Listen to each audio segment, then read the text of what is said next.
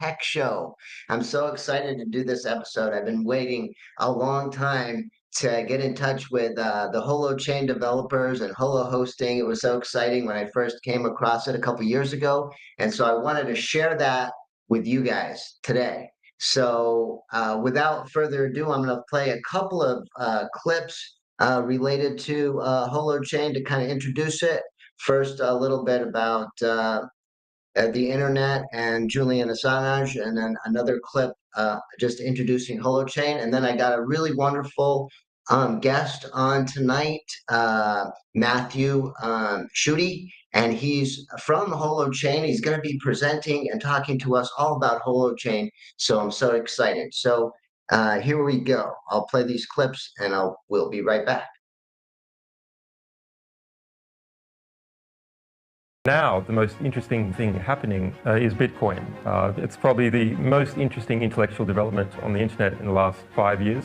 A lot of people will have heard about Bitcoin but not really understand it. So you think, okay, it's some online currency, what's the big deal? There's, you can have a PayPal account, that's kind of like an online currency, or even your Visa card. Well, actually, all the processing occurs online. Isn't that really like an online currency? Or you can buy gold, that's kind of like an online currency. But Bitcoin is different because it is a currency that cryptographically backed, multi-jurisdictional, which means that it's very hard for any one power group in any particular jurisdiction to start turning it into a rent-seeking apparatus. The underlying technology of Bitcoin is cryptography on the one hand, and the ability for cryptography to create situations that can defend itself or the people who use it against even the full might of a superpower. A full might of a superpower doesn't help you smash a mass problem. A mass problem is a mass problem, and it's something that is connected to the existence of intelligence in the universe or basic physics. It's not something you can get at simply through overwhelming coercive power or lots of people. And the other underlying basic technology is proof of publication at a particular time. And we've never really had that. In the digital world, we can delete history extremely easily, and history, even without an attempt to delete it, starts disappearing as a result of startup companies going under or particular bits of history not becoming profitable anymore. And that notion of being able to disappear history entered into Orwell's writing, and you can look at what is, I think, his most substantive intellectual comment, which is he who controls the present controls the past, he who controls the past controls the future. And it's this notion that the past as an archive, as a history of our civilization, as a history of development, is in fact present right now in something physically contained in the library, in computer servers, in human beings' heads. That history doesn't exist except remnants that exist in the present. And so if you can get at these remnants, you can make particular inconvenient parts of history disappear and amplify others. Yes. Bitcoin, in its underlying technology, breaks Orwell's dictum. It breaks Orwell's dictum by providing proof of publishing at a certain time. And that is the intellectual underpinning of that whole system and can be used for lots and lots of other things. And so that's the big expansion we're about to see in Bitcoin. All derives from this basic premise that you can prove that a particular statement, a particular consensus, a particular contract happened at a particular time globally, and it requires the subversion of every single jurisdiction where people are running Bitcoin to overturn that. Do we want a decentralized internet? Because we want agency and autonomy and security. Those three things are really important, and we're losing those in the internet that we have today. So we need a new pattern. And that new pattern, unfortunately, is not blockchain, which is also burning the planet and repeating all of the same things that they were claiming to fix. There was this incredible excitement around blockchain as, oh wow, now we can do money in a way that we don't need the banks anymore. But if you actually look at what happened, it's deeply, deeply centralized, because you basically centralized all the power with the miners. Its architecture actually isn't scalable, and it won't be able to grow to the size that we need to coordinate on large scale, and it won't be able to go fast enough. But the claims were good. The goals were good. What they wanted to do in that decentralization was good. And that's what we're doing in Holochain. Holochain, by being an unenclosable carrier that's completely peer-to-peer, that becomes the safety net that you can turn to when the things that are too big to fail but are irresistibly on a failure trajectory. Holochain is an alternative technology architecture for solving similar problems, but without the bottlenecks and without the massive computing overhead. It is a new version of the internet that allows us to connect together in ways that escape the centralized structures. And then Holo makes a bridge to the mainstream audience so that everybody can participate in the new internet. You can install Holo on an existing computer, or you can buy a Holo box pre-configured, plug and play, ready to go. Holo is our way of extending virtual Holochain space to people who aren't even running Holochain yet and just want to access these kinds of applications through their browser. And you get paid for providing the hosting services. When you shift the architecture the way we're shifting it to a cooperative decentralized space, we get to a world in which the interactions that we're doing at this global scale through these things we call applications are human-centric as opposed to money-centric, which is, I think, what they really are right now.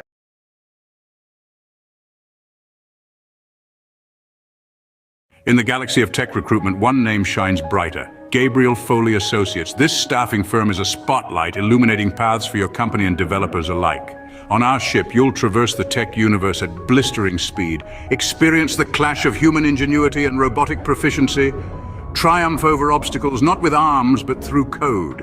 At the end, you stand triumphant in innovation's dawn. Gabriel Foley Associates is where your tech dreams take flight. So call us now at 415-669-650.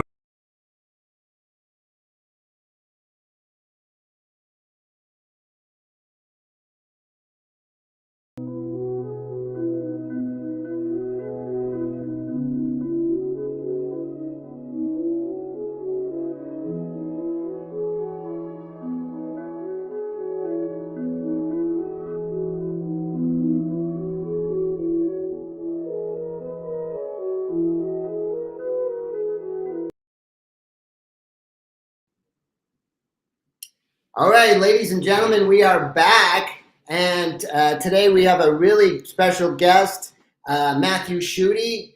He's going to talk to us all about Holochain and Holoports, which I'm really fascinated about. And he's an avid surfer. He's been all over the world riding those big waves. He works with a nonprofit called Warm Data, and as well as the business development part of Holochain. He's a co-founder for Collaborative Advantage, and he's a UC Berkeley alumni, which is right down the street. I'm from Berkeley, so I'm sure we were living in the same city at the same time at one time. So right away, I'm going to pull him in here. Matthew, welcome to the show. Thanks for having me, Gabriel. Yeah, thank you so much. So I came across Holoports maybe 1 or 2 years ago. And I was like, wow, this is really seems something that's so fascinating, having to do with decentralizing the internet. I was really interested in how the internet was formed, and it was sort of started in a sort of a decentralized. That was the whole idea, but then sort of over the years, it kind of became centralized in a lot of different ways. So when I came across this idea, I was like, wow, this is like really fascinating. But I'm totally novice to it, and so that's why I wanted to connect with you, and maybe you can share with everybody, just how it all works and the architecture, and maybe even bring in more developers. Because I noticed, like when I first heard about it, it was like there was more about it, but it seems like maybe it's being suppressed in some way by the people who want to centralize it. I don't know, but what's your take?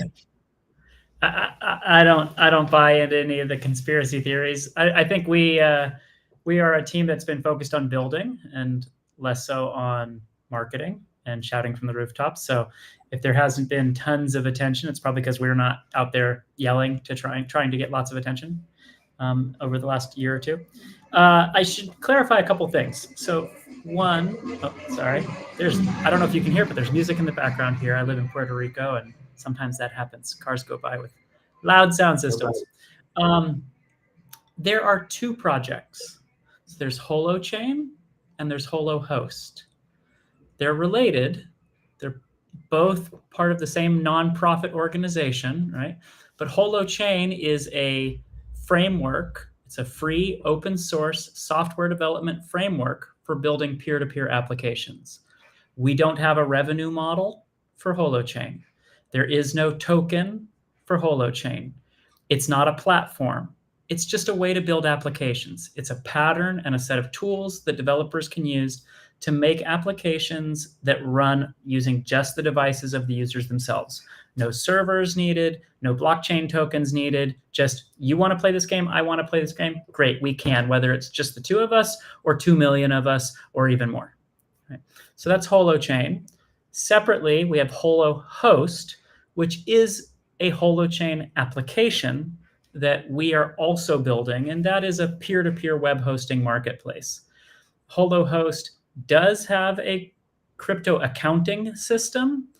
There is also a hot cryptocurrency token, basically an ERC20 token that will be exchangeable on a one-to-one basis for HoloFuel, the currency that's going to be used, or the units that are going to be used for that crypto accounting system within Holohost. But Holohost is really peer-to-peer web hosting. In other words, a marketplace of people going, hey, I've got spare storage and processing power on my machine. I'm willing to make use of that to serve your application to other people via web browsers, mobile apps, etc. And our business model is that we take a 1% transaction fee when people get paid for doing that hosting. When they get paid in HoloFuel, we take 1%, both for making the market and for the payment processing. So that is actually Holohost is a for-profit company that's owned by our larger nonprofit organization. It was how we basically bootstrapped this thing into existence without taking any money from venture capitalists. And we just announced today that we are launching we're releasing our Holohost network release candidate. This is hey, we've got all the parts. Now we're going to try them for a little while. And we also announced today that our plan is to actually launch the Holohost network in Q2 of 2024. So that's something that's been years in the making, right? We originally sold Holoports. Those are the little boxes that people could purchase and still can.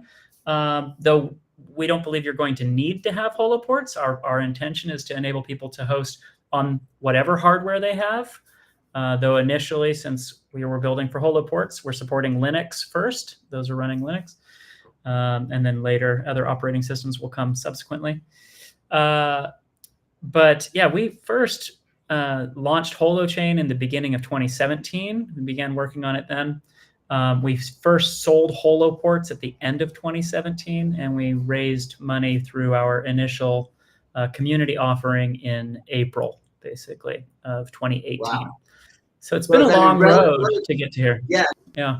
I mean, relatively new. I mean, the pandemic kind of threw everything into outer space, like time-wise, right? It's like, whoa, where are we now? Was that 2 years ago? Yeah, it hit us in a strange way, like everybody else. But that wasn't, all that was there. We took multiple swipes at Holochain. We tried initially building Holochain on Go, and then realized that some of the libraries we were hoping were mature enough weren't. And we looked at, well, okay, what are we going to do? We're going to rebuild this on Go, or are we going to do something else? And we pivoted to building on Rust, a different programming language, in part because Rust compiles to WebAssembly, and WebAssembly is becoming ubiquitous in many contexts. And so, yeah, it's been a long road. But earlier this year, we released the beta release for Holochain. We are still tweaking and adjusting things, trying to improve, fix all the bugs, et cetera there, and are hoping to have a stable, what we're willing to say, hey, this is solid. You can use this and it works. You can put it into production ready, environments. We're hoping to have that come out shortly. So yeah, and we needed it. We needed it for our own purposes, right? We can't launch Holohost until that other stuff, the underlying Holochain is like bulletproof, right? Yeah. More or less. So Yeah. Yeah, so yeah, it's so fascinating. Just how it's so basically when you get this port, you can, and I guess there's an infrastructure going on right now already with people who have their ports, right? And they're all linked together like the cloud. Is that sort of a Yeah. correct way Yeah, of there are thousands of devices around the world in dozens and dozens of countries. Some of those folks are participating in our alpha program, so they're getting paid a little bit of the Holo fuel. They're accruing account balances basically in Holo fuel in exchange for running their devices presently, which is helping us as a community test applications, test infrastructure, iterate on this, make sure everything's working. It gave us essentially a distributed cloud infrastructure to be building on and testing things on and making sure, do they really work, in the real world, like when things are deployed all over the place. And so, yeah, the infrastructure is out in the world. And we've been doing an alpha test program. At the beginning of 2024 in January, we're going to open Holo hosting to all of the folks that have Holo ports, not just those who had signed up for the alpha program. And then we'll be going on from there towards the launch. And everything. Yeah. So now, is it like when you first started it? I mean, because it seems like the more ports you have, the faster it'll be, right? So was it like a little slower, and then it's getting faster, or have you guys worked that out? And how does that? No. No. I don't believe that there's a significant correlation between the number of Holo ports and the speed of applications, because it's a distributed system, right? It is a little bit the opposite of the way the blockchain world works, which is where no matter how many devices there are, everything's moving forward one step at a time, right? In the blockchain world, because of consensus. It's, hey, we are all taking a step. Okay, we've moved forward that one chunk, essentially that next block. Right. That's not how Holochain works. Holochain is an agent-centric architecture, so things are happening in parallel. Because things are happening in parallel, the size of the network doesn't really affect speed, right? Because parties are interacting, again, peer-to-peer. If you and I are having a conversation right now, one of my friends can be having a conversation with his mom in another room. It's not affecting us, right? Those are two parallel systems. That's how Holochain is architected. So great. The one thing that Holochain does gain as you add nodes to a network is just resilience, right? If you have thousands of nodes and one of them doesn't happen to be there, we got a lot of others to choose from. Right. If you have two nodes, and one of them doesn't happen to be there, the other one has nobody to talk to. Right. So having a large number of nodes initially is helpful in that regard. Now, is this a way to not have an ISP? You're just doing peer-to-peer? Not quite. So we're working on a different level of the internet protocol stack, right? So what Holochain is working on and what Holohost is focused on actually doesn't have to do with, getting rid of AT&T or Vodafone or Verizon or whatever, right?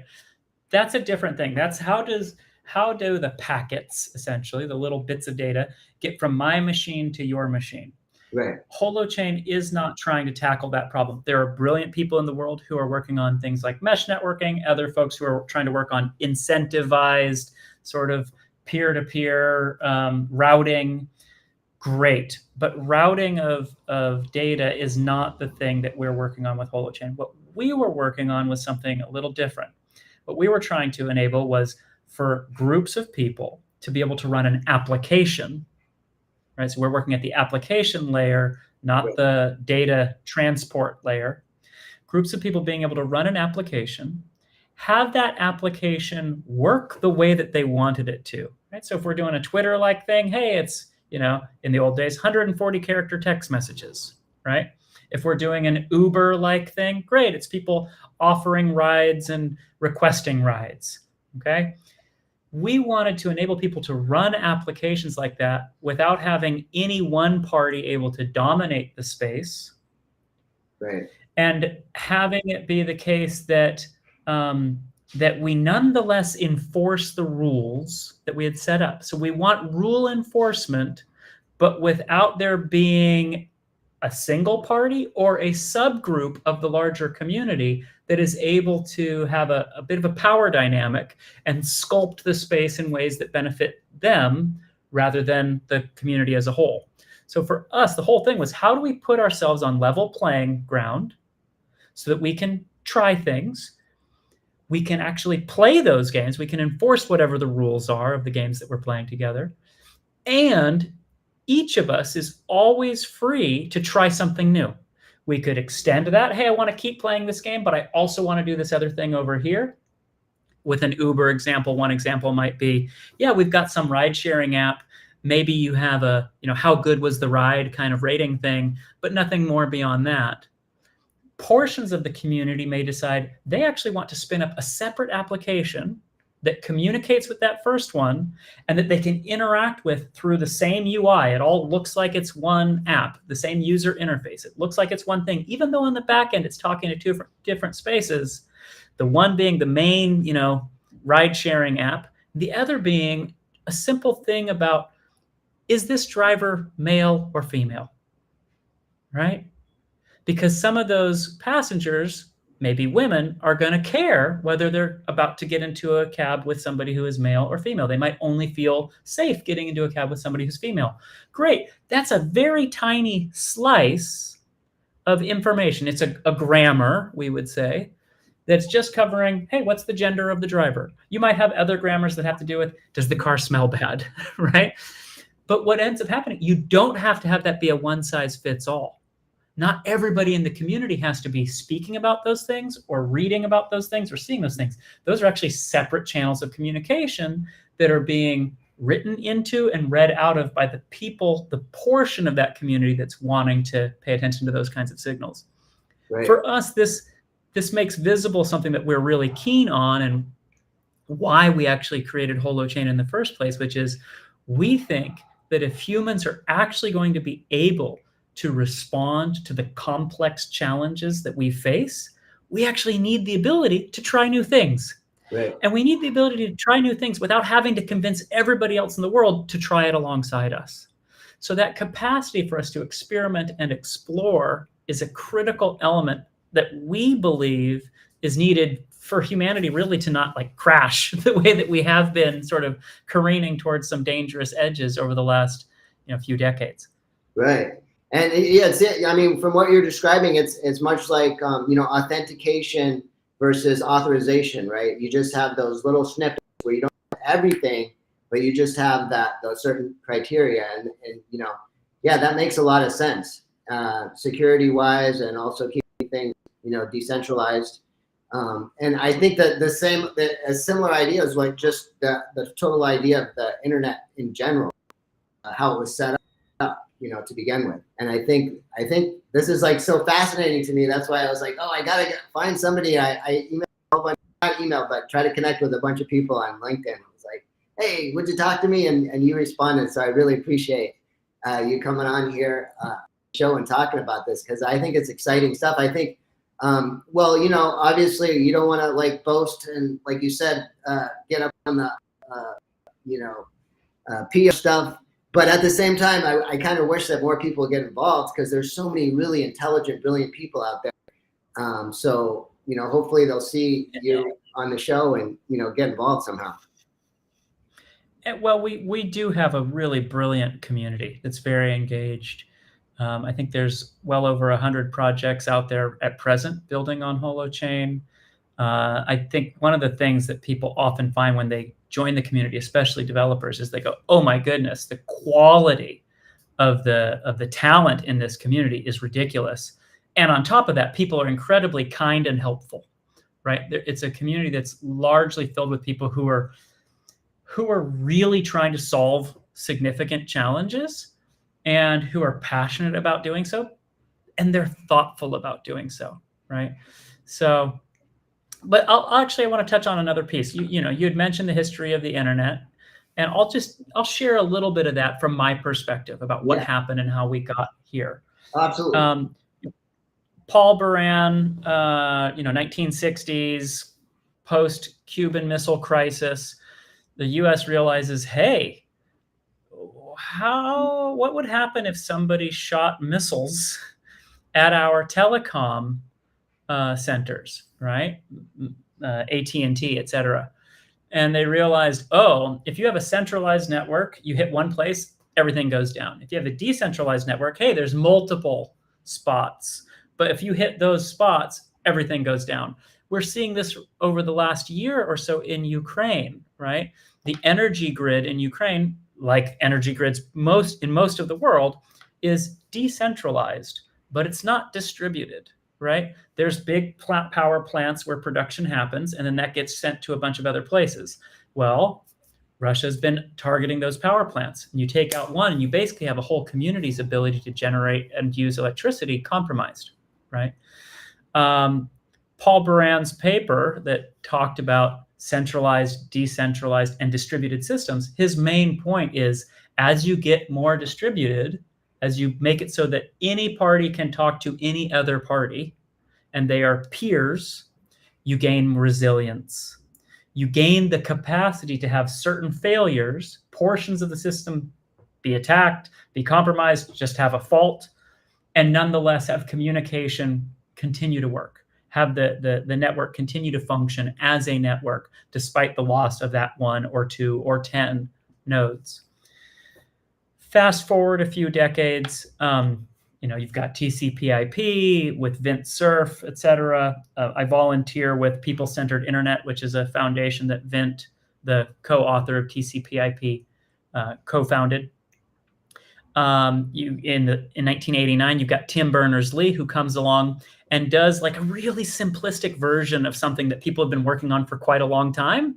But his simplistic version, like, shipped. It wasn't perfect. It didn't have security. It didn't have identity. It didn't have all these things baked in. It had one-way links, not two-way links, blah, blah, blah, blah, blah. But it shipped. And it was good enough that the world went crazy and they started to adopt it. And voila, you've got the web and web servers. And the idea originally was, hey, we're going to run our own web servers. And then you'll be able to cite my documents and click a link and go to my machine, and I will serve you my documents, and vice versa. And hey, we can navigate across all these machines. It was a peer-to-peer system.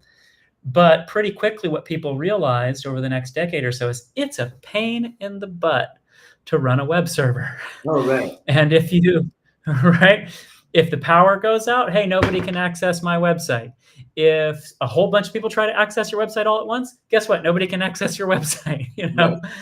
And so pretty quickly, people started to realize, oh, we could get into this business of hosting other people's websites, and we'll deal with that. And so you started to have the outsourcing of web hosting to organizations that focused on that. And around that same time, you started to see the rise of the first platforms.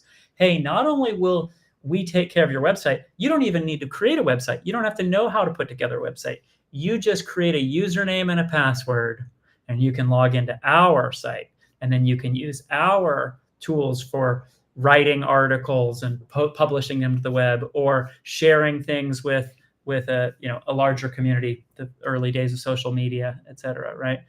And it was through that, hey, it's kind of a pain to run a web server, that the web went from decentralized to centralized, right?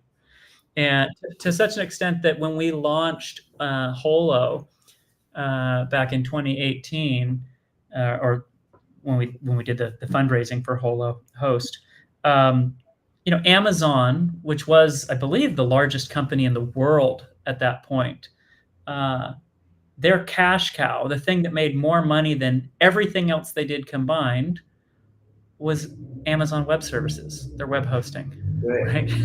Like, it was the cash cow of the most valuable company on the planet.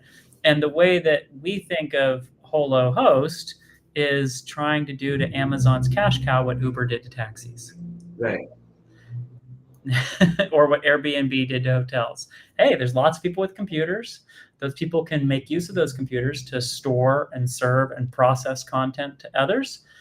We don't have to buy those. We can just facilitate all of that happening. Those people make some money and they don't have to change the sheets, right? Like it's the computer doing the work, not the human doing the work to rent the asset that's being underutilized. Yeah, absolutely. I mean, it's so exciting. Yeah, it's like innovative stuff that's going on. And I try to get some other people to talk about it too. I mean, I should have just went to the community. I want to get more involved and stuff. But they're like, whoa, I don't know about that. And I'm trying to explain it to them that I don't know anything. So that's why I'm so happy that you're able to explain stuff. You're very knowledgeable about everything. So thank you so much for, coming on the show and talking and getting all the stuff straight. And I'm asking everybody, hey, involved. How can people get involved? Yeah, they can go to holochain.org. We've got a developer forum there. They can also go visit our Discord. That's where the bulk of our community is hanging out, sharing ideas, helping one another build projects, etc. Excellent. So wonderful. And okay, so wonderful. I'm so happy to connect with you, and I hope maybe I can have you on back again to talk more about it, and get maybe more people involved talking about it, getting throwing around ideas from the community. So thank you so much, Matthew, and I hope you have a rest of your day that goes well. I know it's evening over there. Over here, it's only 3 o'clock. It's probably 7 over there now, right? It is, yeah. All right, well, get some rest. Thank you so much. Gabriel, thank you. Have a great one. You Bye. too.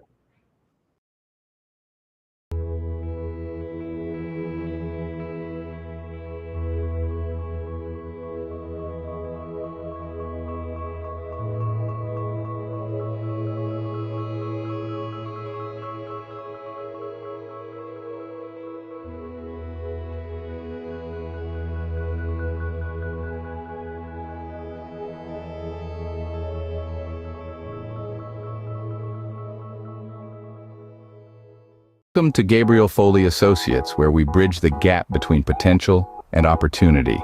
We specialize in technology development, connecting talented individuals with industry-leading firms. Our finest experts bring you software development, web applications, security, and web architecture, and much more. No job is too small or too large. We are the catalyst which will fuel your company's success. With Gabriel Foley Associates, you will dive into the future. Your success is our mission. Call now 415-669-6500. 415-669-6500. That's 415-669-6500. Call now. You can also visit us on the web at gabrielfoley.com. Remember, your success is our mission. All right, ladies and gentlemen, boys and girls, thank you so much for joining the Big Nano Tech Show. We had so much fun. We're going to have so much fun next week. This week's show is a little shorter than normal. It's the holidays, so it's hard to get everything all together. But next week, I promise you, it's going to be a really good show. We have some previous guests all lined up, and we're going to talk about everything related to tech and all your favorite stuff. So please tune in next Wednesday at 3 p.m., 3 to 4 p.m. Pacific Standard Time. We'll be going live from Berkeley, California, the Big Nano Tech-Show, which is the biggest little tech show in cyberspace. So hope to see you then. This is Gabriel Foley, your host, signing straight out.